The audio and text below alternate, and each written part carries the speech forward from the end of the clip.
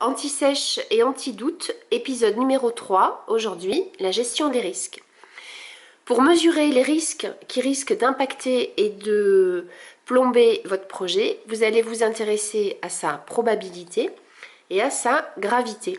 Donc on fait un axe vertical et horizontal et on définit un neutre, c'est-à-dire un moment où finalement l'événement n'aura aucune occurrence sur le projet.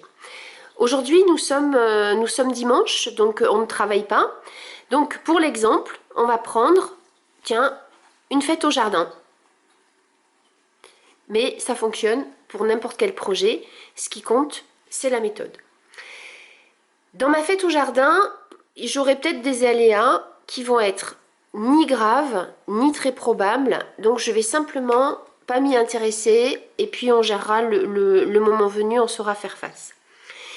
Il peut y avoir des événements très graves, mais peu probables. Pour l'exemple de ma fête dans le jardin, on va prendre un tremblement de terre. Ça pourrait être très grave. Bon, nous sommes en Alsace et en même temps, si ça se produit, on aura autre chose à faire qu'à cuire des merguez.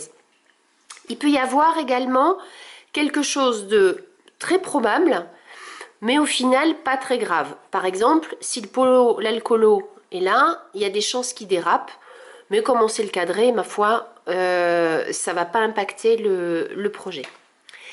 Par contre, il peut y avoir des événements qui vont être plus périlleux pour mon projet. Par exemple, ici, ou alors quelque chose de très grave et de très probable. Donc là, il faut vraiment que je m'en préoccupe. Ou ça peut se retrouver ici. Prenons l'exemple. Ici, admettons, je fais une fête dans le jardin. Ah oui, mais qu'est-ce qui se passe s'il pleut? Ou si on a une tempête?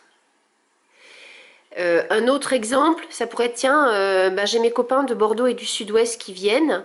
Qu'est-ce qui se passe s'il y a un problème de transport et qu'ils ne sont pas là? Est-ce que ça compromet le projet? Donc, pour ces risques-là, je vais devoir travailler, réfléchir à un plan B et les intégrer dans la préparation du projet.